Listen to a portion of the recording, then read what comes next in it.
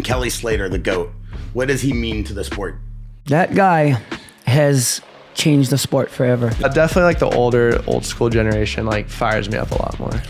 Well, them. Yeah. We're not here for second place. We know what we want to inspire. We know what we want to be. But when you are ready, you're going to go all the way in no matter what. You'll take it all the way. Some people love it. Some people hate it. It's just how you work with it. And what these guys do is incredible. I mean, at the end of the day, it's just a big family that breeds a lot of really good surfers. Don't mistake aloha for weakness. Just physically, visibly looking at a wave of that size, you get scared. If I drown, they can bring me back. Dying's a whole nother thing.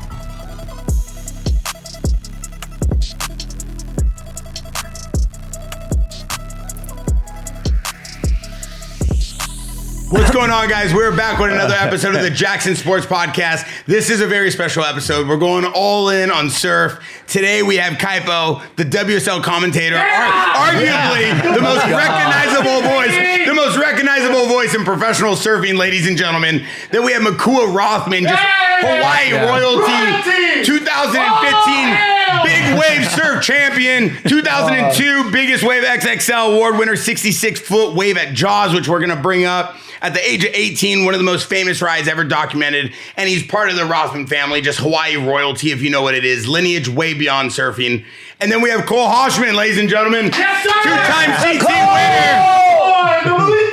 He's coming straight from the Challenger Series in South Africa, going into the U.S. Open. Listen, we wanted to bring all you guys together. Kaipo, first of all, I got to say thank you for all the love you've been showing. Jaxxon, Santo Studio, everything you've been doing. You guys in the WSL have been putting on phenomenal events this year, and you've been one of the main reasons why I think most people tune in. I mean, you keep it live, you keep it interactive, and you keep it all the time. Raw, rugged, and real. Bro, I'm honored just by the association and stuff and the support that I get from you, Bear. So I'm psyched to be a part of this whole crew. It's a special thing, bro. Like we said, we move like we're like the Avengers, bro. We like move together. You know what I mean? A bunch of different superheroes coming all together and just making a movement. He's the voice, but I still got the best quote. Yeah. As a WSL announcer. Oh, what is that, Makua? The bingo bango pickle mango.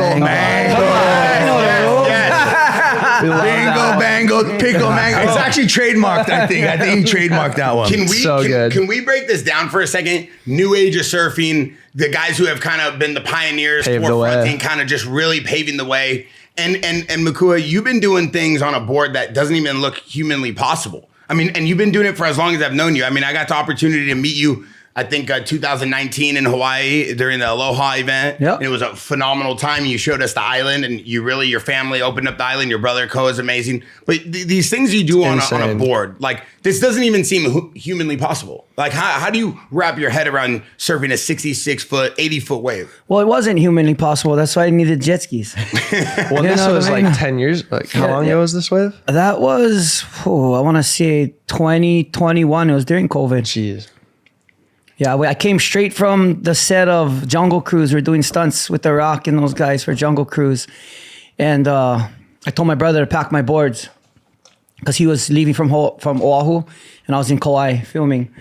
And so I jumped straight off the plane and just farmed this one like you'd never believe. I mean, look at things wide open and here I go, just falling off. I mean, look at me right there. I'm pretty fat and out of shape. And long story short, that's what happens when you snort Oxycontin and try and surf big waves like that. I'm not even going to fucking lie about it. Bro, this is what it is. Bro, let's talk about the transformation, bro, because you're in top shape right now. You're in superior shape. Makua's back at top, Kai. Like, I like the transformation and the process, that you've gone through, because I'm really proud of you, man, where you're at right now. Thank you, Kaipo. Mahalo, bro. Yeah, it wasn't easy. It was a long, hard road to get to where I am right now, but just like anything, sex, drugs, and rock and roll. But it was what it was, and hopefully these young kids can learn from our stupid mistakes. We pioneered a few different things in surfing, but it's good to let the stories out. There's a lot of people out there that need help, that may be stuck in certain places, and it is what it is. So I'm just happy to be here today, and like Kaipo said, I've been doing some announcing with them the last few years, in the past, and a few times I had my glasses on the WSL webcast. It's safe to say you know the game better than most, and your family's been a big part of Hawaii, a big part of the surfing history. your dad and what you guys have done. Is your dad still own the brand? Yes. Yeah, you guys still own it, still We own the operate brand, it. yeah. Wow, and you guys are still killing it. How long that brand has been going on for? Well, we got some things in the works right now to really step it up. Yeah, because So- I saw a recent collaboration, so it looks like you guys are back. Oh yeah, we haven't gone. We haven't gone anywhere. It's Oh, just- amen. I almost got jumped right there. Be careful how you We're never gonna go anywhere. anywhere. But It's cool to see you back in the mix, you know, because I know you were a big part of why Ruka was so big, and you guys kind of set the tone in Hawaii for what that was. yeah, we created that whole entire Ruka program. I dug the emus, I cooked the food, I fed the guys, and we created something special. The a lot of emu people. is translation. It's a cooking pit, Bear. Yeah, I went with him. He Oh, cooked it for me. He yeah. put the leaves Yeah. over it, the whole thing. Bear apparently surfed in Hawaii. Yeah, I went. Yeah. Makua saw me. He took a little 4-foot board out there and tried to do something at pipe. I almost broke my whole head. but one thing I wanted to ask you guys, because Cole, I see you in the gym constantly, and we're gonna break down some of the stuff you're doing right now on the tour and how good you've been surfing. For a guy who's 7 foot 250, I mean, you move around more nimble than most.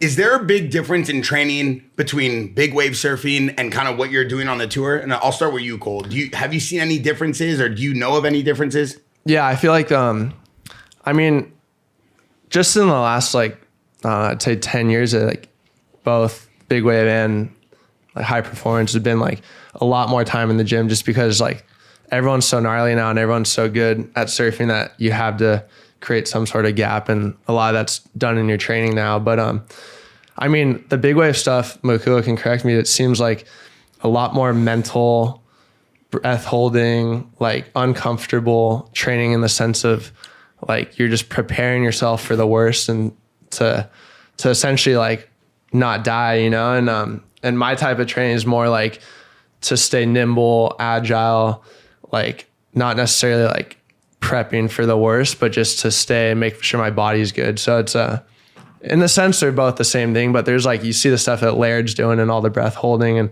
underwater training that these guys are doing. So it's best of both worlds, but a little bit different. And Makua, what do you think growing up in the game, seeing surf go through so many different evolutions? You know, what do you think the biggest difference is in how they train now compared to what it was when you guys were first starting? Well, for us, we didn't really have a choice. The waves were 30 feet every year. So from when you're a little kid, you're holding your breath for sure. If not, you're not going to be a big wave surfer. But, you know, it really started with Laird, Sonny Garcia back in 2000. Rob Garcia was training Sonny, was training Andy, a couple other guys. And how old are you? 25. Yeah, so before you're even born, they really started really dialing into what it meant to be an athlete, not just a surfer, you know. But the thing about surfing is the best thing for surfing is surfing. You know, the more you surf, the better you get. Everything you do outside of the water really just prepares you more mentally. You know you're stronger, you know you're faster, you know you can handle, you know you can out-paddle anybody. And a lot of that stuff is mostly beneficial for the mind, you know, especially nowadays when everybody's training. Back then, yeah, guys would have big gaps, leaps and bounds. But nowadays, I really think it's the mental toughness. You know, when you're underwater, it's mental too. You know, you got to know you have enough energy. You got to know how to relax. You know, what's his name? Mark Visser has a lot of good underwater trainings. And the stuff that Laird pioneered and created is a second to none for big wave surfing. Air is a precious thing, isn't it? You don't realize how important air is until you don't have air for like 30 seconds. Well, growing up with chronic asthma, I never really had air. That's so crazy, bro. That's I had crazy. the craziest asthma. Wow. Hospital 9 months in the year, like all that shit. Like I couldn't breathe. I still can't breathe good So what made you want to surf 100-foot waves? because I had to keep my lungs strong. If not, they'd collapse. My bronchial tubes would collapse. So I had to, I played all the sports in high school and soccer, Crazy. football, baseball. I just had to work. Barry, these guys, okay, the big wave guys, there's sometimes where they're down there, so there's so much pressure on the water, they're so deep, where actually their lungs, the capsules in their lungs start popping. And they come up coughing up blood. Yeah, like that Like wave. over and over again, Yeah. bro. Like I see these guys coughing up blood coming up, bro. That It's wave the right there, I craziest was spitting stuff. blood coming out my nose, even in my eye. My right eye had It's blood coming real. out my It's right brutal. eye. It's real. Yeah. It So just this pounded me wipeout so hard. out Cloud Break, this wipeout that you were I won the wipeout of the year for that wave. Yeah. How big do you biggest think that wave shit. is? I don't know. It's huge. What do you think though? If you had to give a I mean, number it's to almost it? as wide as it is tall. I mean, look at it. I mean, it right? looks massive. That's what I'm saying. So for the average person who's watching this or I listening mean, to it's this got to be a podcast, 25 footer. Well, but maybe like 60 if you're talking to the average person. Bro. Not Hawaiian style. Bro. If you're going to be like, that's a 60-foot wave. Bear, Almost. Yeah. fish are drowning right there. And they're fish, bro. Yeah. You know what I mean? They're fucking fish, Yeah, and the Kaipo. fish are drowning, bro. Yes, Kaipo. The fish are getting concussions and stuff, like bouncing Bro. off the reef, like they're stop popping up. You're like, where all the dead fish come from? Fuck waves like that, bro. Yeah. I mean, to surf this though, Makua, and then we're gonna move on to the next thing. To surf this though, not just your surfing capabilities, but the mental aptitude you have to be able to look at that and say, all right, this is what I'm gonna do. I mean, how can you prepare for that? Because you can only surf so many of those in a day or in a week or in a month. So how do you prepare for a wave that big for a guy who doesn't surf? You know, It's just a lifetime of doing it. You know, you can't really prepare for some of that stuff. You just gotta be. You just can't give a fuck. Like, you know, you're gonna go into war or something or in that cage. You can prepare so much, but when the firefight is on, you just gotta deal with it. Yeah, we had Diego Lopez, Luke Rockhold, Khalil Roundtree all out here before the podcast started. They're here at Jaxxon today training. And it's good. We're here at the Jaxxon Media House. This is normally where we do all of our camps, our training. In the morning, we have a big training session with Joe Cancelleri. He trains all the moto guys. And they were all saying, yeah, we're crazy. We go in a cage like gladiators. And when that cage locks, we know it's us versus them. But to do something like that, knowing what's coming your way, it's just a different type of pressure. You could see the monster on its way, you know? You know what's crazy? That one is I remember being underwater and I was like, I thought for a second I was going to drown. And that's the only time I think I ever thought like that. And I wasn't in a good place mentally anyway, but like I said, sometimes you just got to send it. And I remember telling myself that if I drown, it's all right because they can bring me back. Just don't die. And I was like talking to God. I felt like he had his hand on me like, okay, boy, it's time to come to terms with what's going on right now. And I was like, yeah, whatever, if I drown, they can bring me back. Dying's a whole nother thing. So I kind of just said, yeah, it is what it is. And I popped up right after that. I couldn't believe it. Jeez. Was there a defining moment for you surfing a wave where you're like, all right, I don't think I want to do this anymore? Has that ever come across? No, I want to win the Eddie this year. It's going to be big. And I'm in shape again. Fuck. Well, you're coming back I've to been surfing. almost fucking 15 years out of my head. I'm finally back. Like, Wow. I'm- Kaipo, you excited to see this guy back? Yeah, well, I'm a big supporter of the Eddie, a big supporter Yeah. of the ICAOs and everything, and so like that event that Makua is talking about is the Super Bowl of surfing, bro. Like it's the craziest thing. one of the It's most the prestigious most events. spiritual, crazy thing you will ever see.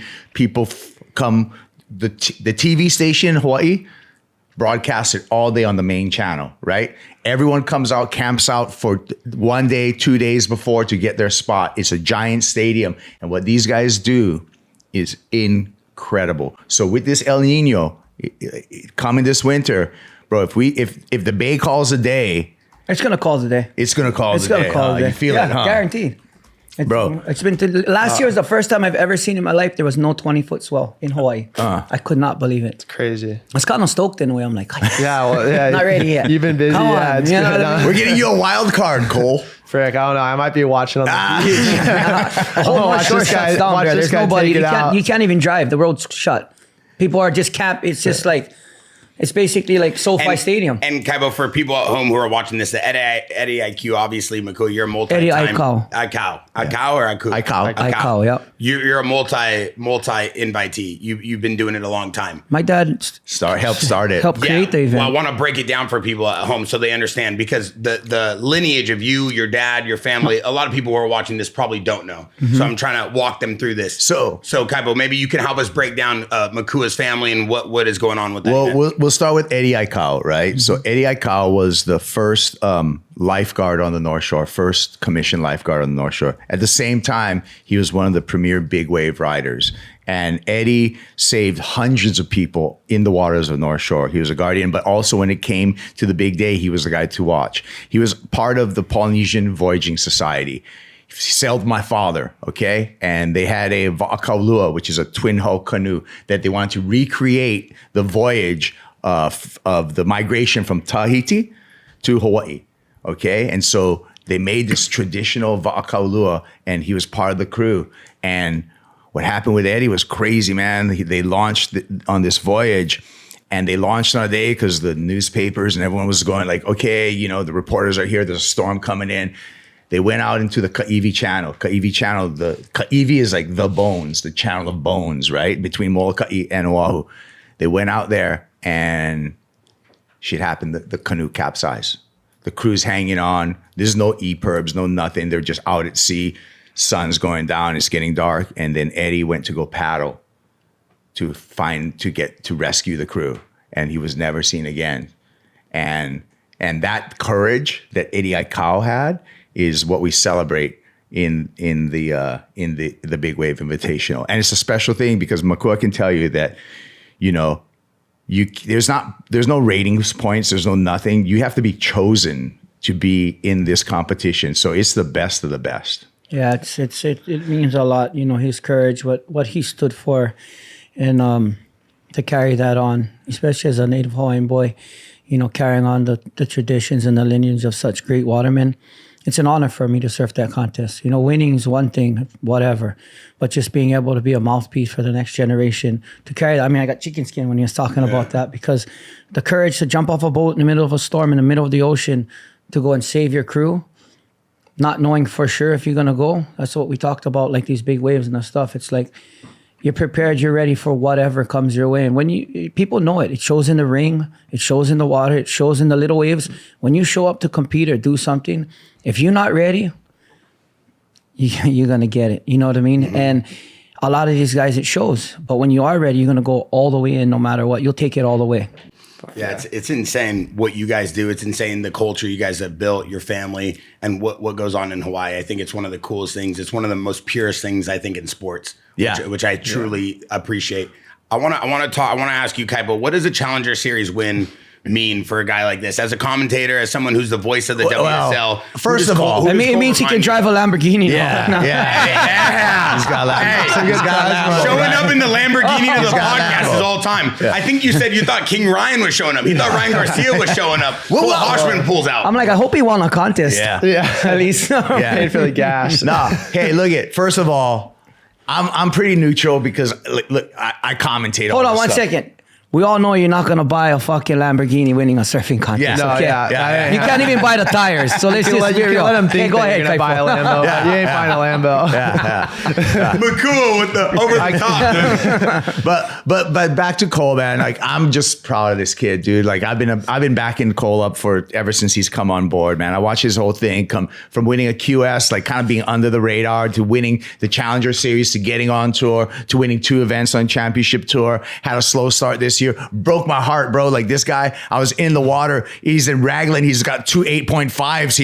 He had Dora against the pretty much almost against the ropes. Come on, him. And then somehow the Brazilian came out with a 10-point ride. I was just like, how did this happen to my man? So he had to do the insurance policy, which means the Challenger Series, right? So this is a top 10 men out of this Challenger Series going to go back onto the Championship Tour in 2027. Cole's already on his way. That's 10,000 points for winning here. But the way he won, bro, brilliant. Okay, I'm going to say right now, because that is versatility and that is being adaptive. You did turns when you needed to do turns. You went right. You found the left on a right in one of those heats to get a score. Yeah. You did the straighty air, which was sick. Yeah, probably the biggest one I've ever done. Biggest air I've seen him do. Yeah. I mean, Cole, what does this mean for you mentally, physically? Like, what did it take for you to go there? Obviously, you had a slow start. We've been behind you since you got on the tour, which I love and support you for everything you do. But you went down here kind of with a mission. You told us when you left here, you did your last session in here. I think you were filming with Camelback, your new sponsor. And then you were like, yo, I'm going to South Africa. Yeah, it was, I mean, you know, like the tour is brutal. Like, it's amazing, but like everyone's so gnarly. And if you're not like on your A game, or sometimes things just like aren't going your way. And, so far, halfway through the year, I kind of had like a couple of things just knock on my way, and a couple events like Yago getting the 10, and then like Jack getting a wave in the last 10 seconds to beat me. It's like I've kind of struggled a bit on the tour, and the opportunity came, and like Bolito's coming around, and like we have the cut line on tour, and I'm below the cut line. And I was like, all right, well, I don't really want to go to Bolito, like to go back to the Challenger, and like I just been on the road for 6 months, and I got to go now, like do this like quote unquote like what felt like a lesser tour after being on tour. And I just put my head down. I was like, fuck it, I'm gonna go over there. get a result, back myself up, and came away best case scenario with the win. I mean, obviously, like going over there, you want to win, but it seems like a far fetch at the time, and fucking pulled it off, made it happen, and it just backs myself up, and now I can qualify on this tour and really just take some pressure off to go back into the next half of the year on the CT and just get some results. Yeah, bro, you were reunited over there with Matty Myers as a coach. Like, how important is a coach? How important is having that guy on your side? Yeah, it's I mean, some people love it, some people hate it. It's just how you work with it. And I kind of went the first like 8 years on the QS without a coach, and then you just realize like, as strong as you are mentally, there's always like, oh, what board should I ride? Where should I sit? Like, what's the best strategy? You're always like playing scenarios in your head. So to have a coach is just someone that you trust and you can like bounce your ideas off of. Because at the end of the day, like, we know how to surf heats. Like, you're good enough. We know how to surf heats. We know what to do. But it's having that like second opinion of like, no, you're right. Like, do that. Or maybe try something new or different just to have some reassurance. And I didn't really have a coach like the end of last year and into the start of this year, and then just hit Matty back up on the challengers. And obviously it works because I haven't worked with him in like 3 years, and straight back into it. Well, it's crazy because every other sport in the world has coaches, all elite athletes, from fighters to football teams and everything. It's good to see the surfers learn strategy too. You know, they're really good at surfing all that stuff. A lot of this stuff is game planned out ahead of time, a lot of these big sports. Yeah, Makua, break that down for the people that don't understand. And then, Cole, I want to ask you, big wave compared to what you're doing in full competitive high-performance surfing, is there a lot of strategy that goes into how do you attack a wave? Well, there's surfers, and then there's competitors. Some people know how to compete. You don't always need a 10-point ride. You don't always need the best, biggest wave. You need the highest heat total at the end of the heat, period. So how do you build that out? You know, what's the strategy? How do you adapt? Like Kaipo was saying, he adapted. He did turns when he needed to, went to the air. But a lot of the times the coaches can watch. Like, you know, when you're standing too close to the wall, you can't see the big picture. Sometimes when you're in it, you're so focused on, you know, just doing what you do that it's good to have somebody from the 30,000 foot view and say, hey, buddy, I've been seeing you doing this. You've been having this habit. And every time you do that, you've been falling or you haven't been getting the right wave. Let's position a little different. Let's, you know, and someone you trust that, you know, has your back, gives you that reassurance, like, you know, like a Belichick. You know what I mean? He calls a play, most guys are going to run it. Yeah. You know, every once in a while, you got to audible. And sometimes in surfing, the waves move. You got to, you know, surf a certain way. But to be strategic is hard as a singular athlete without a team and a structure. So having a coach, I've been noticing a lot of these kids have a strategy when they go there and they have a game plan that can execute, and then they just tailor it from there. Exactly, yeah. Well said. Yeah. Well, everyone's so gnarly, so it's always just like that strategy and mental edge, like what comes into play, because it's like, and a lot of the times, like, you don't always do your best surfing in the event or showcase your best surfing because you have to play that strategy. Like, I wanted to get rid of this 4.3 I had or whatever and like do another huge air. But the smart thing for me to do is like sit with Wesley, sit on and priority, make sure he doesn't get an opportunity. So it's like, I want to go showcase more of my surfing, but I also want to be smart because I want to win the event. So it's like the toss up. The crazy thing now with the league and being televised and everything, and you can watch every competition, is now we have a whole generation. We have like 5-year-olds who watch this, 6-year-olds who watch this, and they know how priority works and they know what surfing is. So the next generation is going to be that much gnarlier because they're brought up on this. Replays. They got the most viewership ever, but they still can't pay the surfers what they're supposed to get paid. Yeah, that's true. That's true. Yeah. Okay, but like we'll discuss that on another pod. It's good. I'm worth twice as much, bro. Yeah. I do want to add this though. Like, I do feel like. No, how much did you win for this contest? What is 40, the winning for this? 20 grand. 20. Oh, and 20. then they tax you and you walk away with like 12 or something. So, surfing, big wave surfing, let me just break that down for you. Maybe the only sport in the world where you can go to work, win, and lose money. It's crazy. I'm not even joking. Yeah. Break it down. He just said he's 12 grand, right? Yeah. Okay, he flies to South Africa. He's a high-end athlete, whatever it is. You want to fly him comfortable, right? Guys eating filet every night. So No, that's expensive. No, but they should be. They're the highest level athletes in their field. Of course. You don't see the guys riding in the Aaron Rodgers and these guys riding in the back of the plane on a regular flight, do you? Yeah. No, there's a certain level that athletes need to be treated to, but it just blows my mind that you can go all the way halfway around the world. Maybe you get third place, not first, you know? You're probably maybe breaking even. If you're getting If third, you're- you're kind of breaking even. Yeah, and that's third. And that's there's like not too many 5 times heats, you, yeah. and that's not too many times you get third. A couple guys are winning certain years, but most of the time, you're losing money. Yeah, man. I feel bad when I see the pros in economy. You know what I mean? When I'm up there I'll fly in middle business seat to and stuff. Dubai. You know what I mean? Like Every time I FaceTime Kaipo on a flight, he's in first class. Yeah, this guy's up front. Well, I'm in the back. but that's all hacks. That's travel hacks right there, bro. Hold on, Like hold on. travel hacks. I do got All the executives usually get first class athletes. Kaipo's C class, dude. He's the executive. Bro, at that's Degidio. just using points, man. I've actually had some flying mentors. Him and Bad Boy Rai. Right. Ryan Miller's a photographer, right? But he's got the travel hacks, bro. Like he's enlightened me on how to use points, credit cards, play the game, make sure you're up on the pointy end. It's really important. Cole knows about the pointy end. Yeah. I do gotta ask both Bad of boy. you Thanks, guys. bad boy. I do gotta ask both of you guys. With U.S. Open being here, obviously, Kaipo, that's why you're in town. Hometown pressure for you, having a lot of your friends here and you're surfing in it, or is it just another day at work? Just another day, really. I mean, I kind of love the competing in front of friends and family. It's like that stadium like feeling. It's just more fun to like, I don't know. In surfing, it's like you get to showcase your ability in your surfing, and I wouldn't say more pressure. It's almost more fun because I get to perform in front of my friends. And Are we family. gonna have like the Triton cheerleading squad come down? And All the boys are coming down. Yeah. Coming down. Yeah, We're San bringing the Clemente whole- Tritons, right? We're bringing the whole squadron. San Clemente's coming. All of Newport Beach is coming. You surf too good not to win this contest. No, thank you. Yeah. I'm serious. No. You're one of the. Makua, Thanks, there- Makua. You gotta be. There's this- try to go back to back. Oh, this one. yeah, there's this video of you colliding. yeah, we can. Yeah. Can you kind of walk me through what happened here? Because this wave seems really That's big your for you. brother. That's You- your you know what that's your happened? brother too, bro. My brothers. Your brothers. Your brothers. What happened was Kala went over the falls on his head, and I kind of like it. But that was kidding that was me? Mason Hole right there, I think. And then I just seen Kala going, and I was like, "Fuck this guy! I don't want to." And then my little brother drops in on the end, and I can't believe he didn't get more points for that. Well, he kind of fell off actually, but Yeah, because Yeah. I see Koa. Insane. yeah, Koa Cole came out clean. yeah, kind of. Well, Yeah, kind of. I Still didn't got see smoked. Yeah, still kind of got smoked. But how do you collide on a wave like this? Did you not see him coming? I seen him going, and I was gonna go, and then I seen the step right there, and I was like, "Oh fuck, maybe not."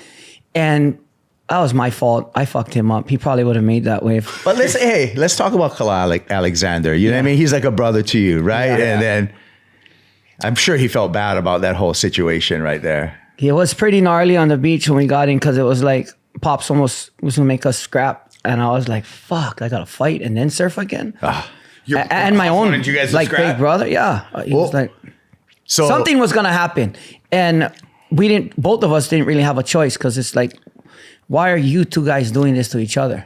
You know, because we're both kind of in trouble, and you know, usually when Dad talks, he'd listen, but we kind of figured it out, and we just shook hands, and we'd rather surf another heat than be all busted up.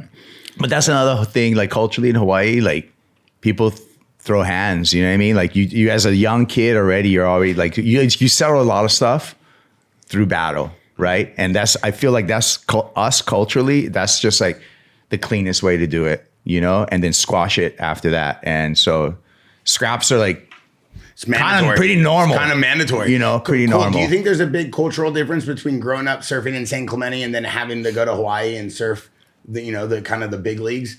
Yeah, I mean, you just like, if you're raised well, you're taught to go there with like respect and just, I mean, definitely Hawaii is like, it's the proving grounds. Everyone goes there every winter, and you go there, and it's when you're growing up, it's like the scariest waves. All your peers are there, mentors, the scary locals, you know, you're like, oh my God, I don't want to get beat up, you know, or something. But no, it's, I would say there's just like going there, there's a lot more respect there, and just the whole culture it goes a bit deeper than here in Southern California, but I feel like we have a good relationship, and we both push each other. I mean, a lot of the Hawaiians come to Cali and learn how to surf Cali slop, lowers and rip and high performance too. So yeah, it's good. Kaipo, I want to talk to you about surfers. Kind of, you've been able to see the history kind of right now of what's going on in surfing with media, sponsors, the way these guys are operating on tour, the way you guys are handling the tour. Do you feel like this is at an all-time high? Do we feel like surfing's going in the right direction? What do you feel has been going on with the surf industry? Gosh, it's tough, right? So surfing's probably the most mainstream it's ever been. And it's accessible for a lot of people now. And being accessible for a lot of people is a great thing. I hope everyone enjoys the ocean. But at the same time, we lose a little bit of that, like, we're like a tribe, right? And we lose a little bit of that hierarchy that has to be in place, you know? And that's for safety and just for respect. And so some of it, people come new to surfing, they love it. It's all like, oh, it's such a good time. But then they don't come from maybe the education on like there's a ladder in the lineup, right? And there's guys that you just got to respect, and it's not just a free for all. It's not soccer, bro. It's not like tennis. It's not ping pong, whatever. Like you can't just roll up to the court and think like you're gonna take the ball and own it. You know what I mean? I was just gonna say that. It's like, what if somebody came in here and tried to take your job? Say no, I'm gonna work today. I'm gonna run the company. This is what I do. You know what I mean? It just so happens our job is in a public space. Excuse me, but it's time to go to work. It's time to go to work. Get the fuck out of my way. And, you know, even like from my dad guys and my uncles who kind of set the tone, it was the Bronze Aussies. It was beating down the door. Fucking clowns, straight up. I tell you, you know, all these movies always try to make these guys seem like heroes. A lot of guys didn't care. It was the 80s. They came with a big bag of Coke trying to sell it in Hawaii and, partying and acting stupid and making like they own the place. And they got their bag taken away and their head slapped. You know what I mean? So like, I'm just being real. People come over there with disrespect. They think because we're these people, we're going to come here and you're going to let us surf and we're going to show you. And there was like, okay, well, I think you're mistaken. This might be the wrong door. Yeah. Is this where kind of the law and order came from your dad, his friends, the crew that they kind of built for the safekeeping of the culture of Hawaii? Is that where it really originally started from? They're just, ocean guardians. They wanted to make sure the Hawaiians had a chance. They weren't paying the Hawaiians. They come over here, make money, sell their clothes, do other stuff, give nothing back, take everything home. And so the boys wanted to protect that. You're going to come, you're going to use the water. North Shore, the movie, you're going to come and film, you're going to pay. You're going to pay. The guy's going to come, they're going to pay because at least they can use those resources to help the kids, get on boards, do all these things, whatever it was. Extortion. Well, it's just tax. The government does it to us all the time. Nobody tells them they're extorting us. You know what I mean? But like, it's a mindset. How do you protect your own? How do you protect what you love? And what are you willing to do for it? And they were willing to do whatever it took, no matter what, to fight for what they believed in. And you got to respect that. People might not have liked it. It might not have been socially accepted. But I'll tell you what, the North Shore would be a lot different. It wasn't like that. Mm-hmm. Yeah. There's a saying like, don't mistake aloha for weakness, right? Because aloha's love, bro. Mm-hmm. Like that's like love. Like the Hawaiian culture, we got so much love, but don't mistake that love for weakness, Wow. And aloha means hello, but also, Bear, you know what aloha means? Goodbye too. So at some point, bye-bye. Yeah. Aloha. I mean, bro. I like saying aloha both ways. Every Hawaiian I've ever met, anybody who has ever opened up their doors to me in Hawaii has always been filled with love, filled with respect, always supportive. Makua is one of the most supportive guys I know from the jump, And obviously, I've known Makua in and out for years now, but his family, even his brother's always been super respectful, nice. But you have to show that respect right back. I think that's the biggest thing. You show respect, you get it. Well, respect is earned. It's not given, right? Yeah. You come in and people are like, come in, have fun, come surf. Boy knows he's been coming since he was a kid. You know what I mean? What do you think of him when he first showed up to Hawaii? Kind of a goofy little kid. No, but to sure, see him grow into the powerful surfer that he is today, very, very impressive what he's done and where he's going. And I heard him say earlier in this podcast, I felt like I went down to a lower tour. Buddy, when you're going to compete, whether it's your local event, any tour, you're there to win. Yeah. Not second. It's not any different than the CT. If you can take that mindset, like, I'm surfing the CT, you're going to surf a certain way. You should surf the same every time you surf. For sure. You know what I mean? Yeah. Because you have what it takes, and I think you just got to get a little more mean. Yeah. You know what A I little mean? more FU in him. He's so A nice. little more mean. I mean, you look at Sonny Garcia. Yeah. You look at Kelly Slater. Monsters. He didn't talk to nobody, you know. No, you look at Medina. That's why I said earlier this year with Apple, I said that the Brazilians are gonna dominate Yeah. because they're not having coffee and kumbaya and you know Tom Brady's like, oh, he didn't catch a pass, so let's throw it to the other team. They didn't get an interception this year. Well, fuck them. Yeah. We're not here for second place. For sure. Right? And sometimes you gotta, like, I learned that from Sonny and a lot of guys. It's like, this is food on your table. This is your legacy. This is everything you've ever, every moment, every day you train in here. You don't want to sure. waste all that time. Yeah. You know what I mean? Oh, I just got one. Or, you know, it just seems like the USA guys in general, they're a little too friendly. And I think that's why we haven't seen one win in a long time, a title. I think that we need a little more meanness, a little more grit out of the boys. And I think that we could, this guy has a chance to do it if he really wants to. Oh, thank you. Cole, who back are some surfers you looked up to growing up in the game? I mean, obviously, like Kelly and Andy and like that era for me was like when I first started surfing, it was like you just want to be like those guys. And then I mean, I love like old school Bobby Martinez and that sort of thing and the Geordies. But there's so many, like, I never had like one person that I was like, he's like that I like wanted to emulate or look up to. It was just like kind of just was like, I was just stoked on surfing and stoked on like watching all these different guys, like, oh, who's the best in the barrel, who's the best turns, or Jordy's having the best year ever, you know, or maybe it's Kelly or Andy like battling, you know. So but definitely like the old school generation like fires me up a lot more. I want to know something because you're on tour. Yeah.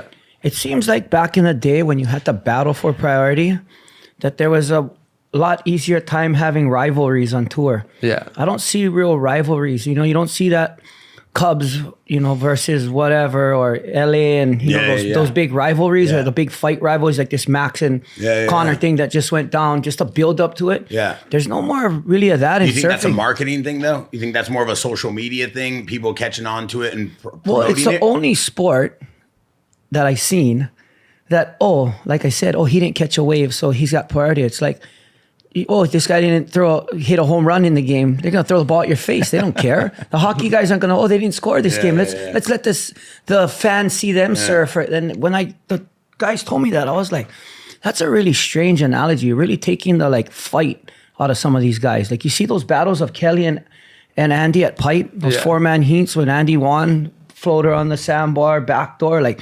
You know, you have to deal with those days. I dealt with those days. They were telling us, we're going to have 6-man party at Jaws. I'm like, so you're telling me we're going to take off on a 50-foot wave, 60-foot wave, and someone has priority on the shoulder because they don't want to sit, they want to sit in their spot?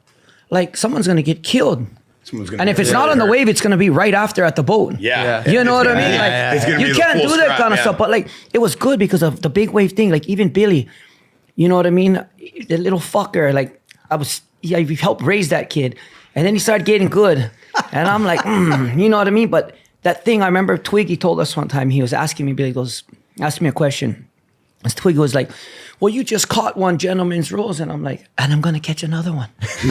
You know what I mean? Like, fuck you. Yeah. How else am I supposed to think? Yeah. Oh, just because I caught one, I should let you have a chance? Yeah. Like, I think people want to see that. Why do you think surfing and, MMA and boxing and football, that gladiator, look at those waves that we surf. Look at what these guys do. It's Let's a bring crazy back some arena. kind of like, you know what I mean? It's like, these waves Kumbaya doesn't really sell in sports. Yeah, these waves provide a crazy arena. And for the viewers, for people who don't even understand surfing, the sport of it, the competitive nature, the performance of it, just physically, visibly looking at a wave of that size, you get scared, you get intimidated. I mean, Luke Rockhold's one of the scariest dudes I know. And the dude's a UFC world champion. He's like, I would never even think about surfing a wave like that. Khalil Roundtree, one of the baddest dudes I know, he's like, I don't want to be anywhere near that.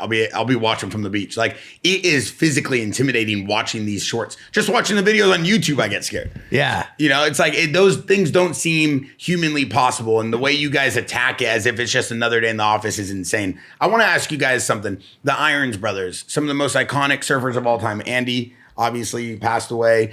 You know, Bruce is still rocking and killing it. But these guys are legendary, and they did something for surfing, and they brought this culture to surfing that is still relevant today. And I feel like there's never been another Irons Brothers. I mean, there's people that maybe have tried, but the impact they had on surfing, the culture, the vibe, what made these guys so legendary, so good? I'll start with you, Kaipo, because I feel like their story needs to be told a little bit. I feel that was a collective of this just energy, not just the brothers, but from just this whole force from Kauai that were all together, and they had each other's back, and they supported each other physically, mentally, spiritually, and then everyone kind of rose. I mean, I think Makua can speak to that. He was front row through the whole era of the Kauai guys coming over and having a movement. Well, I mean, Kalal was raised by my dad. Yeah, He Introduced introduced him to his own father at 7 years old. He took him to Maui to meet his dad, and you know, my dad in the Irons family, you know, way back Kauai. But to tell you the truth, the industry supported that kind of behavior. There was that youth against establishment, that Volcom stuff. It was like, that was something that was marketed.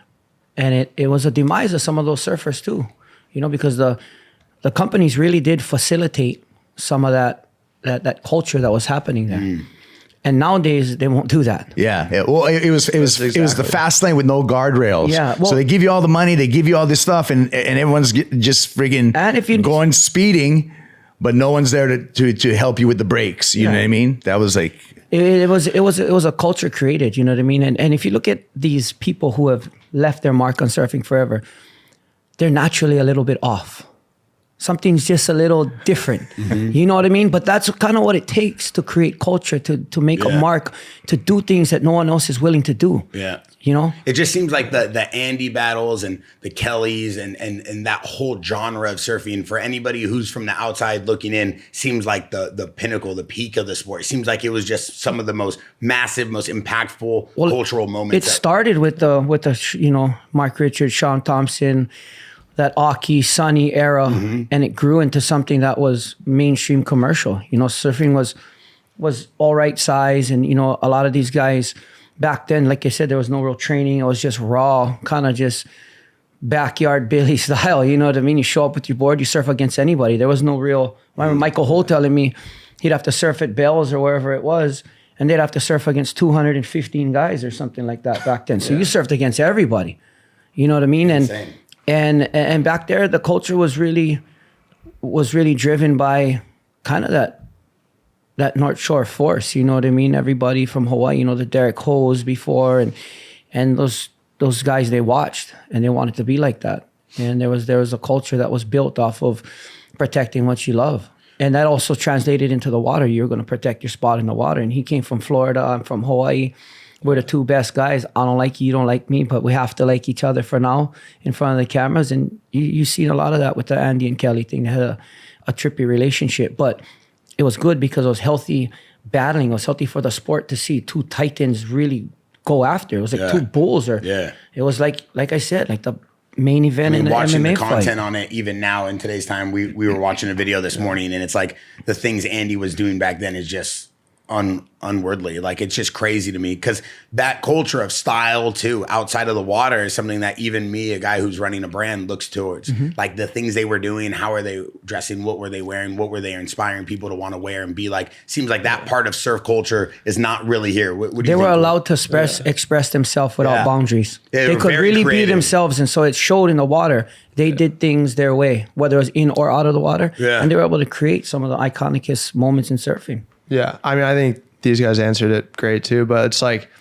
now it's like everyone also feels like they have to be so politically correct that there's no like free reign to kind of like express truly maybe what you want to say or how you want to feel, because now with like just the way the world is with social media and all that, where back in the day there was a lot more like fuck yous and you can like get away with it, you know, not get away with it, just like no one would like hold that against you as much. So it created more of those rivalries and stuff like that. And just like people were expressing themselves a lot more, you know, doing different things, painting their boards, painting their hair, long board shorts, you know, whatever it was. So I feel like, I don't know, just as like the world of where it is now in the culture, it's like you see it in other sports too. It's like all the best rivalries were like 10, 15, 20 years ago in all the greatest sports. Now it's like kind of just like you don't really hear about it as much or see about it as much. Yeah, because I do feel, it's a great point. I do feel like the media plays a big part at kind of spearheading rivalries. And now the media wants to take a back seat to that because they don't want to get in trouble. They don't want to lose a sponsor. They don't want to allow this type of verbal communication to be pushed. And so then we lose that. Yeah, no one wants to get in trouble. Yeah. But you know what's dope? Like all of that stuff back then, that was authentic fashion too, because like that, like surfers look different, and that fashion wasn't manufactured. No, that shit was like authentic. You know what I mean? It just happened. It bloomed. It was organic, right? And then people were like, whoa, man, like look at this look that these guys are bringing out. Like I want to look like that. Yeah. You know? And now I feel like authenticity, I think you talk a lot about it with what you do with Santos Studio is super important, man. Like you like have a direction and just be that, you know? And then too many people get lost in the sauce. Like Cole will tell you, Cole's one of the creative directors for Santos Studio for all of our surf division. So all of our board shorts, everything that's in Nordstrom, Cole helped designed everything.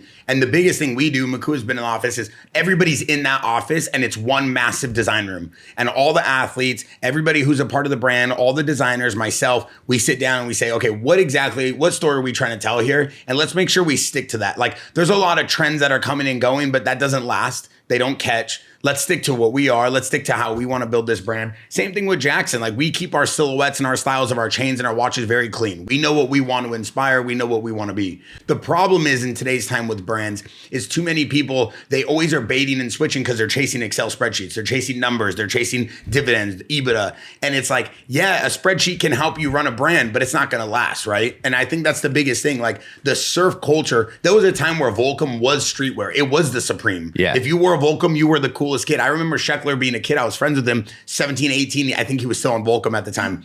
And he was the coolest kid in the world. He wasn't wearing Louis Vuitton and Dior. He was wearing Volcom. And it was like, there was a different mentality to how people even looked at fashion. So that fashion, which drives culture big time. And we just saw Pharrell do a massive runway show in Paris. It was all surf inspired. Crazy, right? Yeah. So we see this fashion constantly is cyclical and it comes back to the streetwear world of skating and surfing. And, you know, there's even a lot of fighters now that run in runway shows. You know, they walk down the aisle.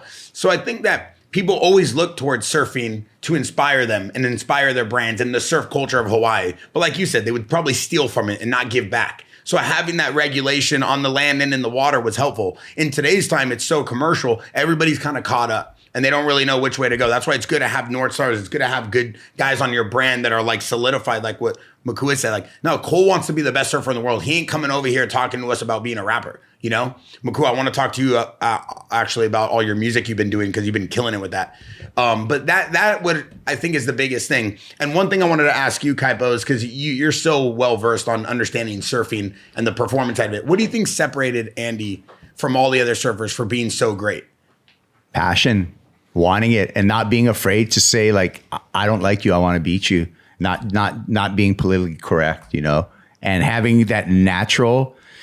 Bro, like surfing is like dancing, right? Like everyone dances differently. Like everyone is born with a certain style, right? And some people are just born just as good dancers and got rhythm and got the good style. You know, like you can't teach style to people. Like when you start surfing at 5 years old, you already have this look and this style that you have. And that basis is going to carry through the rest of your life. Like you can't change it. You can coach it a little bit. You can watch video, everything. You naturally hold your hands some way. You naturally stand in a certain way. You naturally have like a stance, whether it's wide or narrow or whatever. You naturally tuck your knee or don't tuck your knee. But all of that stuff is you're born with. And Andy was born to be a surfer. He was born with style. Born with style, man. Like like his movie said, he was kissed by God in this sport. Yeah, honestly, it's a great movie. Kissed by God was actually a great movie. For those of you that haven't seen it, it's like an Andy Irons documentary, but it tells such a good story, especially about the culture and the friends he had and everything he did. Cole, I want to ask you a quick question. Kelly Slater, the GOAT, what does he mean to the sport? I mean, he's the Jordan of the sport. He's pretty much transcended the sport and took it from, I mean, the guy's been on tour since, what, the 80s, 90s? And, yeah, I mean, not much to, like, say. It's just he's the greatest of all time, and this shit he's doing is insane. So the way that he's been able to adapt and grow to each level that the tour has gotten to, and the surfing is amazing. So, Bro, Tahiti's coming up next, Cole. yeah, I'd say. Kelly's got a wild card. You could. Serving. Bro, The goat is he's still ripping. no, he's got a wild card. He's in Tahiti. Like wow. he's going to be in the event in competing. Tahiti. So Cole could be surfing against Kelly Slater come Tahiti. Yeah. A couple of weeks from now, you could be surfing against. Yeah, in like 2 weeks. Yeah. Yeah. It's the dream. Makua, how do you think Kelly's still doing it at his age? He's the baddest there ever was. Yeah. He surprised everybody every time. You can never count that guy out. He does have some kids now. He's a little thicker than he's been, Got but the dad bod. I'm just saying that guy has changed the sport forever. Yeah. He's blew people's minds for 30 years. It's insane. And he will continue to do so if he chooses to. That's how powerful that guy's mind is. You can be in a heat with him. He'll look at you a certain way or just have this aura, and he just crushes guys. Guys cannot surf. Yeah. Cole, if you're in a heat with him, don't shake his hand, bro. Don't shake his hand. Don't look him in the eye. Don't heard shake that his one. hand. Don't do any of that voodoo, bro, because I've seen it before. No, maybe shake his hand, rub his head. Actually, you know what I mean? if Throw you him get off. Throw him off. Yeah. You know what I mean? Yeah, reverse psychology. Tackle him down. Who knows? You know what I mean? Throw him. Say, whoa, what's Yeah. going Hey, on? give him a kiss on the Yeah. cheek, maybe. Yeah, take him out. No, I mean, Kelly Slater's got to be the greatest surfer that ever stepped on a surfboard, competitively and style-wise. I mean, there's, your Duke Kahanamokus who will never, ever be topped. But, in this day and age, in this era of competitive surfing, he is hands down the GOAT. I was pulling up a stat earlier. I can't find it, but there was just a good decade, and it just looks unbelievable with Andy and Kelly's name. I want to pull this up for the audience. So it goes from 1992. So it goes Kelly, Derek Ho, Kelly. Aki had the comeback that year. Aki. And then 1999, then Sonny Garcia. finally won in 2000, bro. He was one heat away from winning earlier, and that was heartbreaking for Sonny. But it was good to see Sonny come back in 2000. Concussion at Pipe and Kelly beat him. Remember that one? And he went to the hospital. Went to the hospital. Came back. Came back, sir. Went to the hurt again, bro. Went to the hospital. Yeah.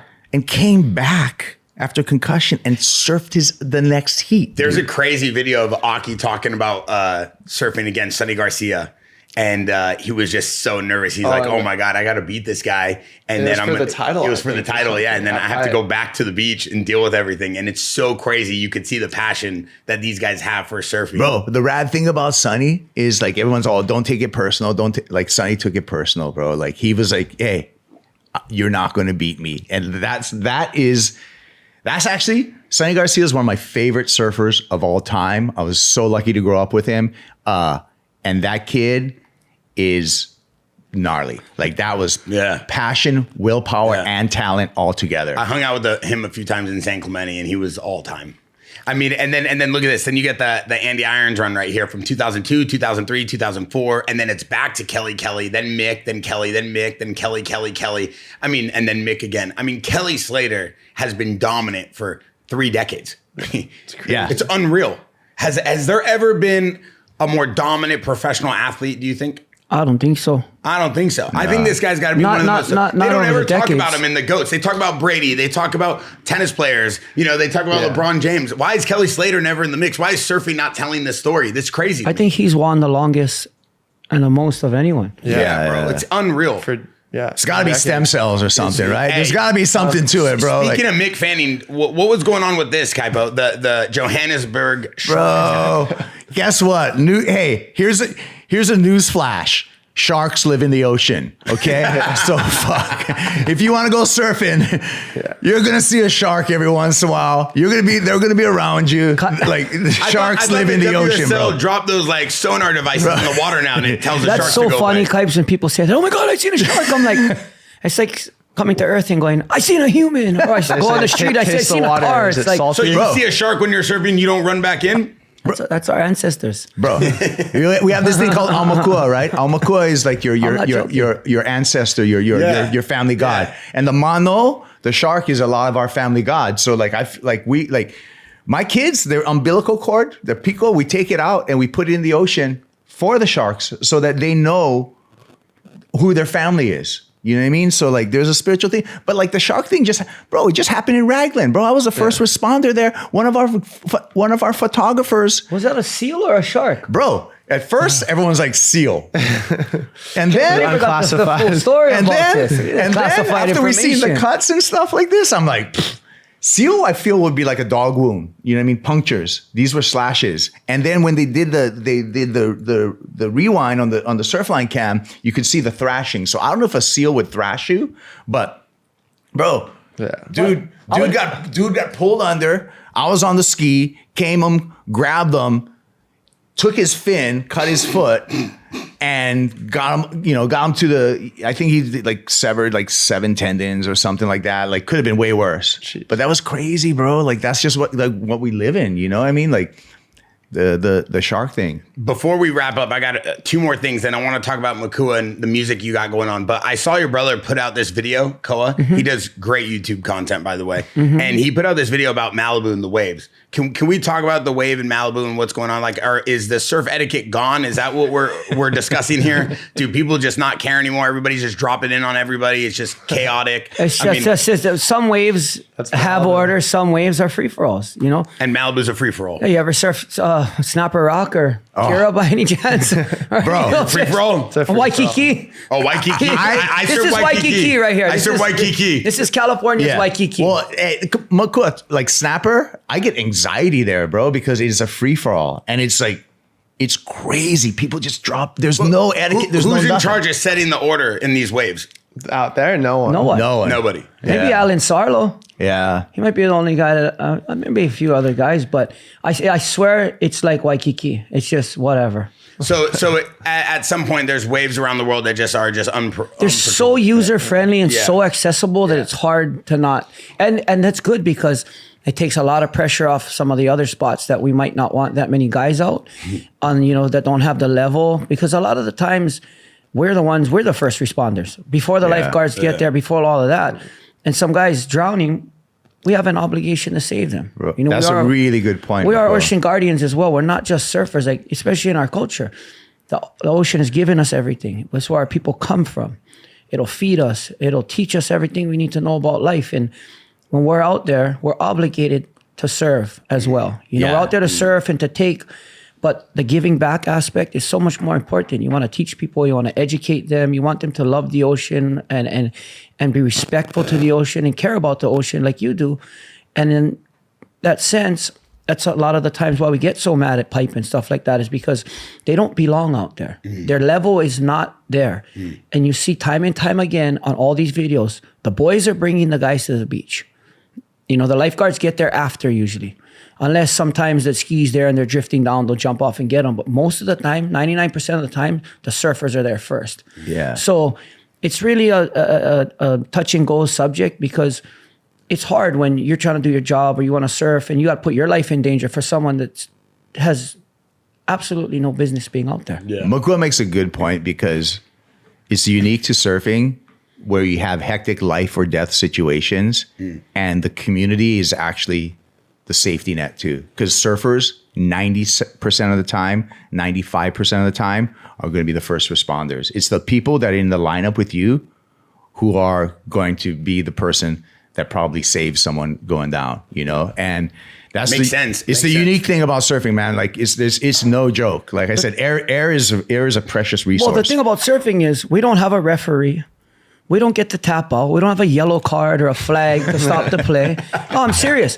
One wrong move 100%. On those waves, you're dead. Yeah. That's it. Pipeline is probably the most deadliest wave there is. Yeah. And there's no one there to save you. Oh, I can't. No, timeout. Yeah. Blow the whistle. No, doesn't work. The only whistle that was ever blown at pipe was the one when back in the day we had a whistle hanging at the Volcom House. And when somebody burned somebody else, we blow the whistle. If you hear the whistle, you got to pound the guy. That's insane. If you heard the whistle, you were going to get cracks. You were definitely going to get cracks. That'd be a good fight, because some of the guys. He's talking about pipeline posse days and all this stuff. I mean, those houses. Speaking of pipeline, those houses used to be all owned by brands. So Quick would have a house, Volcom would have a house, Ruka would have a house, and all the surfers would be in those houses. You know what's fucked up surfing culture? Really, private equity. Because like you own your brand. You're in this life. You're here with these guys all the time. You understand building these teams. Those guys understand spreadsheets. That's a profitable company. We can take the profits from that and put it over here where one of them's failing and we can even out. Then you can't do what you want to do. Then you can't do all these things. Bob McKnight's, Hurley, my dad, them, Quicksilver, everybody. They're all part of the surf culture. There were surfers that went to the other side and created surf fashion and culture and mixed the two together. And now you have these guys sitting in New York putting just the logo on shampoo bottles and whatever else. No, I'm serious. Pottery Barn collabs. But like, think about sucking, you take that element of that person, say Cole starts his brand and blows up like you sell it, whatever happens. You can't blame the guys, but those guys don't understand the culture. They're not surfers. They're Wall Street guys. They're big firm guys. You know what I mean? They want to try and buy cool. And these guys got rid of all the homes, right? I've heard recently a lot of the homes are no longer owned by the brands, right? There's not a lot of the houses left. I don't even know if some of those brands are going to be left in the near future here. Yeah. You know what I mean? I mean, during the heyday, Makua, just so the people watching this can understand, like how many team houses were there? How crazy was that pipeline coast? Oh, everybody pretty much had a house. Yeah. Oakley, Quicksilver, Billabong, Hurley, Luca had one. And it was, Everybody. how anarchy was it? How crazy was it? I mean, it was surfing all day, partying all night. But it was nuts. The Volcom House floor used to flex. Like our parties at the Volcom House were legendary. They'll never go away. We used to be like, Snoop Dogg's coming to play. The whole island would show up. There's no Snoop Dogg. There's Cool Dog. You know what I mean? Like, gotcha. You know what I mean? And we'd have all the cheeks from it was like, people would beg to go to Volcom Horse parties. It was just a thing of like legend. And then if you you could guys get in and you were with the boys, it was the thing. wake up, then go surf. If you even went to sleep. Oh, yeah.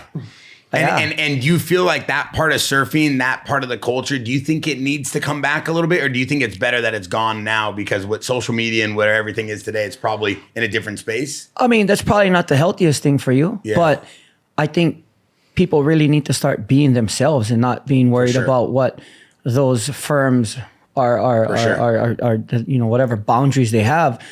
You cannot be authentic if you're not yourself. You cannot be authentic if you're reading a script. Yeah. I've been a WSL announcer. I know you got to read the script. If you don't, they don't hire you back. It goes off the cuff, though. I think Kaipo's a nomad. The stuff I hear Kaipo say, I don't think they can make a script for it. ChatGPT can't even figure it out. Bro, well, every year, and I'm blessed, bro. Yeah. Like I love my job. Yeah. But every year I get a couple of like little hand slaps every once in a while. I get called in every once in a while because I get a little too loose. You know what I mean? Like, like Kaipo's best friend's the producer, so he doesn't gotta worry. I'm like, but I heard you got a job. I heard Madonna got you your job at WSL. Is that true? Hey, do you think if we had social media and these phones, we'd have a video what? of you back in the day? Well, there's well, Is it true that Madonna got you your job at WSL? No, Madonna did not. But like, it's in Rolling Stone. Herbert's shot the photo shoot. Pull up the photo. I'm pulling up the photo. Yeah, it's a Google search away. But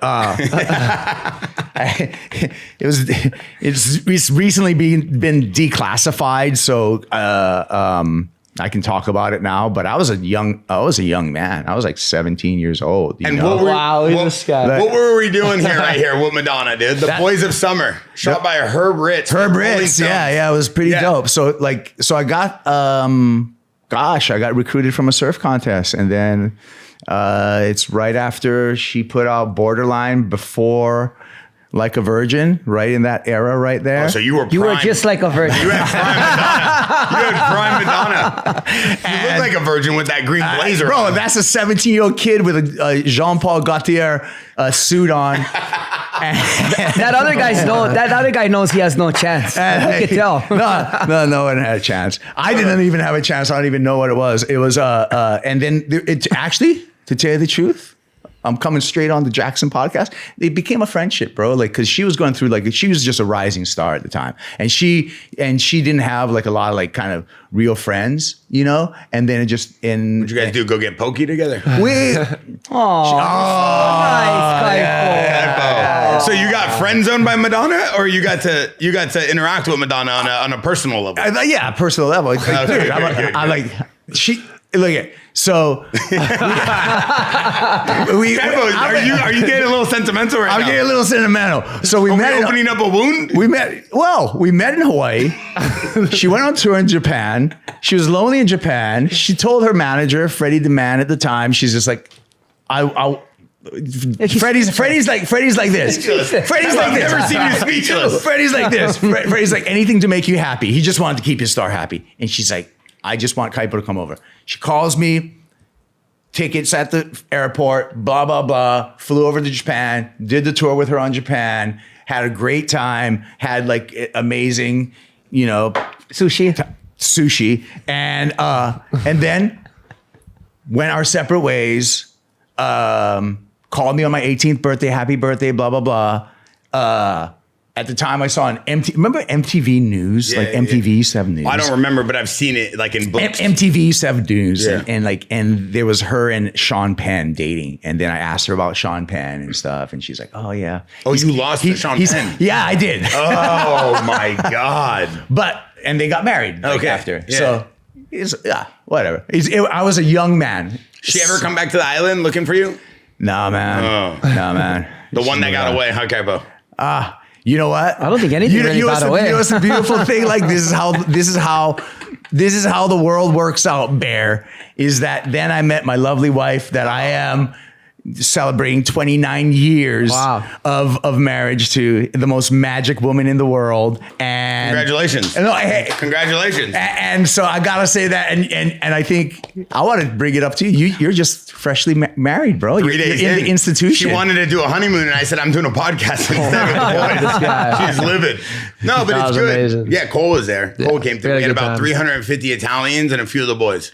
Yeah. And it was right down the street. It was cool. It was fun. Hey, what was man. that, Pelican Hill? Yeah. Life is better with a good woman at your side. Amen. And that's what it is. I love that, Kaipo. Yeah. I love that. I got 2 things, and then we're going to wrap up. First of all, I want to say thank you guys for coming on. What a good mix. I love bringing all the boys together. I wanted to have some of the fighters come in, but we don't have enough time. But one thing I got for you, Cole, and then Makua, I want to end with your music. Your music's been incredible, and you guys have been crushing it. I know you're on tour right now, so thank you for making time to come by here. Cole, what does San Clemente mean to you? I know that you're kind of waving the banner right now and holding the flag on tour. You have the boys with you, the Cole Pinto brothers.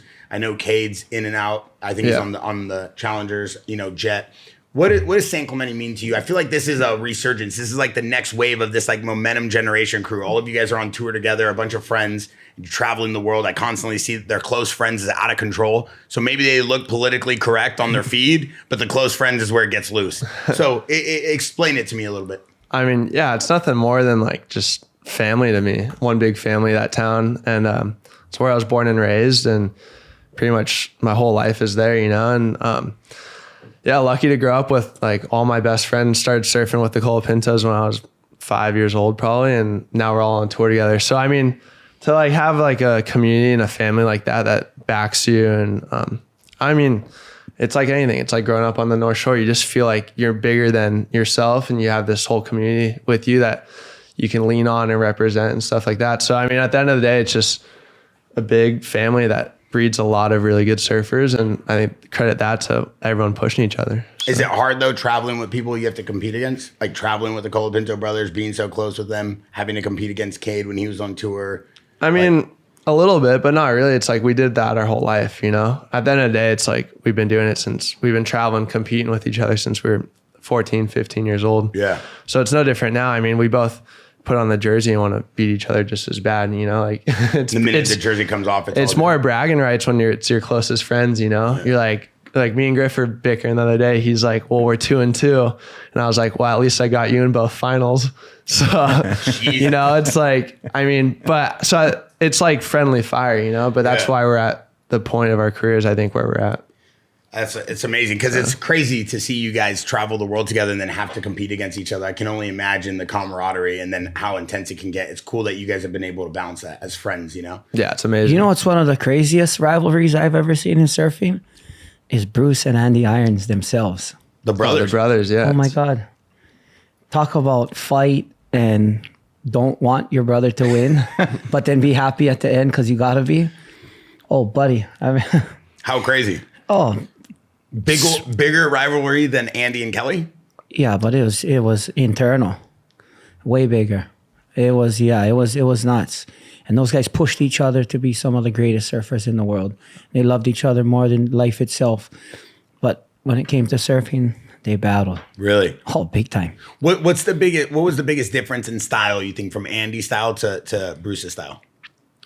I don't know if there's you can kind of pin the difference. They just had their own way of doing things. And but they really just didn't give a fuck. What anybody thought, what anybody said, what each other said, they were going to go out there and they were going to slaughter.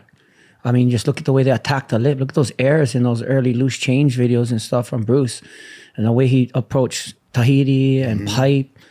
I mean, Bruce is, everybody talks about, Kelly and Sonny and all these guys, and they don't talk enough about Bruce Irons. Bruce Irons is one of the greatest surfers that ever was too. He kind of got overshadowed a little bit, I feel. But you ever watch style, grace, movement, fluidity? I mean, Bruce he is one of the greatest. And I know that stems from having a big brother that was that good. He had to make his mark. He had no choice but to be great. Insane. And I think most people agree with you. I mean, Bruce is just as iconic as Andy, and he's still running around killing it right now. I know you guys were recently at a photo shoot or something together, and you guys did a collab with your brand, and your family's brand, so it was amazing. It's kind of like watching my brother. He goes, "You're so fucking mean to me, but look how good I got." Yeah. Well, I mean, it's cool, though, that rivalry can bring the best out of you sometimes, especially when it's rooted in love, right? Makua, you're balanced, you're healthy, you're sober, you're shredded, you're looking amazing, and now you're touring, you have music. I wanted to end the podcast with this. It's incredible to see you take that next transition in your career. I know you still want to surf, but talk to me real quick about music as we wrap this up. What do you have going on? Well, I just, I know how to do it in surfing. I became world champion. I became World Cup champion, caught the biggest wave ever. And I know, there's only so many blueprints to get to where you want to go. I pretty much gave up surfing the last 2 years, and I went all out in music. I spent every day in the studio. I spent every day just really focusing on one thing. Any opportunity that came, my family.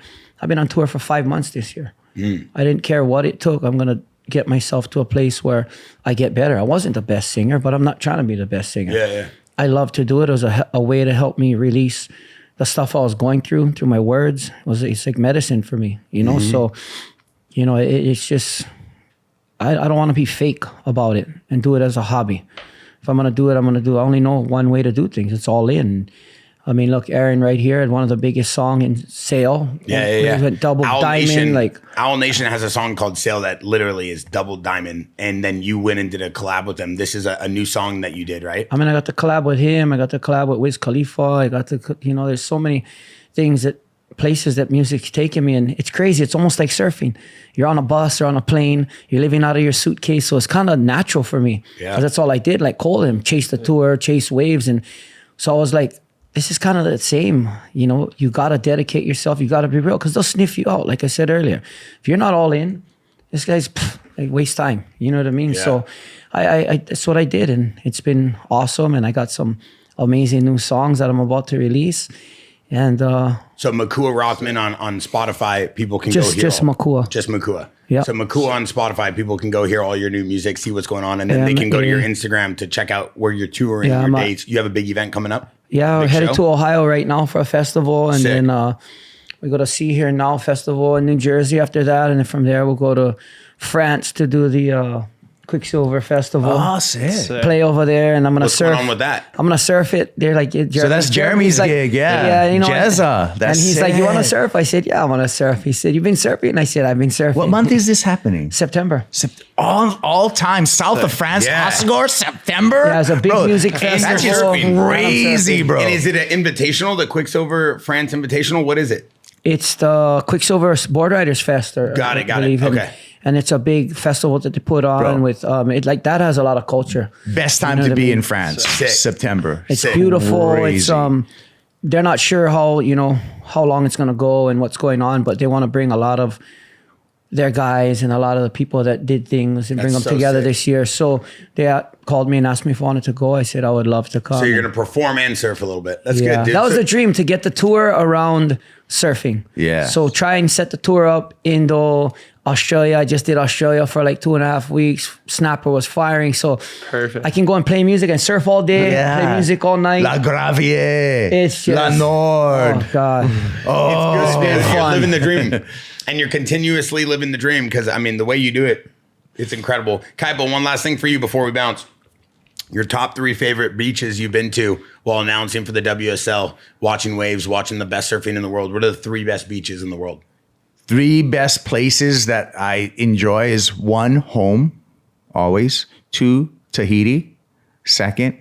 And then, gosh, for 3, man, that's a hard one. And it's not really for surfing. It's just like more for like the vibe of the place, bro. Brazil. Like, yeah, bro. I love Brazil, bro.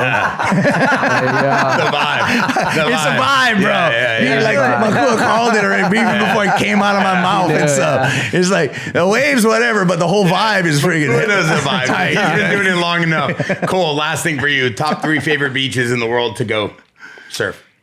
Probably have to be, for sure, I mean, home for me, San Clemente. And then Fiji is like my favorite place in the world. And then,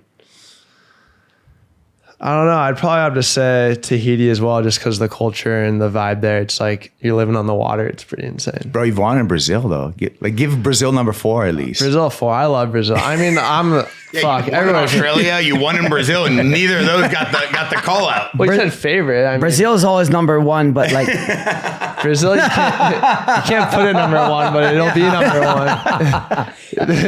Listen, dude, some of the realest people I know, so much culture, so much authenticity when it comes to that. I mean, Kaipo, you said it perfectly. I mean, you guys really do love what you do, and you guys live and breathe it. And I think that's why people gravitate towards you guys. I think that's why you guys have amazing reputations and an amazing character going forward. Super excited to see what Cole's going to be doing on the tour. Makua was he's going to be fucking winning. Fuck yeah. Come on, what do you mean? Getting that dog mentality. Yeah, maybe a little less smiling when you say that to Makua, huh? No, not to me, to you. You gotta. That has nothing to do with anybody around you but you, buddy. It's between you and you. How bad do you want it? Go and get it. You can. It's available. It's there. I mean, you've seen all those names on that list. There's no reason why you can't be there. Yes, Absolutely none.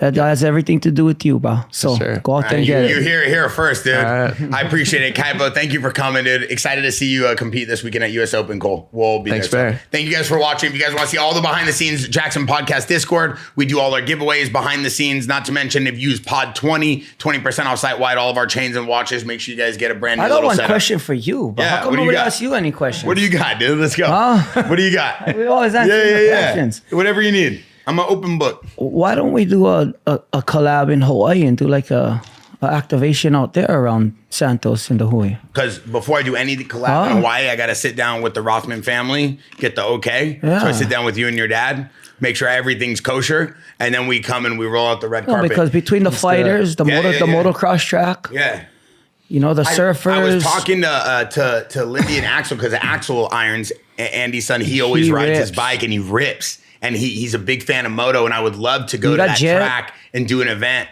bring out Jet and Hunter Lawrence to Hawaii, because I think they would love it, especially riding with Axel. And Axel's so in love with riding. And he's so cool, always shows us so much love. Same with Lindy. So I was like, it would be cool to bring our whole squad out there and do something different. Yeah. You know, have surfing. I mean, obviously, I was inspired by the Aloha process and all that used to go on with Ruka. I thought it was really cool. You know, can't lie. I loved it. I thought it was so dope when you blend those cultures. But I think it was already maybe fading towards the end, but all those pieces are still involved. You know, we have some of the best guys. Bernardo used to teach jiu-jitsu in Hawaii. Now he's here full-time as our instructor and our coach for our they used entire to just team. live at our house. Yeah. A lot of these guys you don't know. When Aki and Luke Egan first came over, they lived at our house. Sonny, you know. Yeah, I mean, when you talk about Kelly. jiu-jitsu and moto and surf and MMA, all these guys, they all love each other's passions. They all have passions for it. But the most important thing is they all have so much respect for each other, right? This genre of action sports is some of the most special genre you'll ever see, because Cole's hanging out with the Lawrence brothers and Sheckler and Twitch. So you have moto, you have skate, you have surf, you have MMA. Khalil Roundtree went to all the moto events. He goes to the surf events. So the one thing I always wanted to do when we built the brand with Jaxxon and Santos Studios, make sure all the guys guys are friends. Make sure all the guys are actually supporting each other at events and on social and giving each other love. Because I didn't want this fake, like, I'm going to just put together a whole squad and no one even knows each other. I put them all in a group chat. They're forced to talk to each other all day. And I think that we built this camaraderie where now people have the love for each other's passions and they want to go support. So I think Hawaii is next. I was waiting for Cole. I wanted him to win a massive event and just go throw a victory party. Well, how about we do it? And then he wins the Masters, and then we can, perfect. You know what I mean? Yeah, manifest. We'll have Cole put it together. I'm in. I mean, I think anything we do in Hawaii would go through you. First of all, you're my first phone call. He surfs good enough. Yeah. You know what I mean? Kaipo can come narrate the whole party. Kaipo, we'll have you there. Count on it. Yeah. End of the year, end of season, party December. Let's do it. Yeah, I think. Oh, and end of the year party in Hawaii would be incredible. After the pipe Masters. All right, you guys heard it here first. You might see an end of the year party in Hawaii. Brought to you by Makua Rothman and his family. Thank you guys for watching. We're out.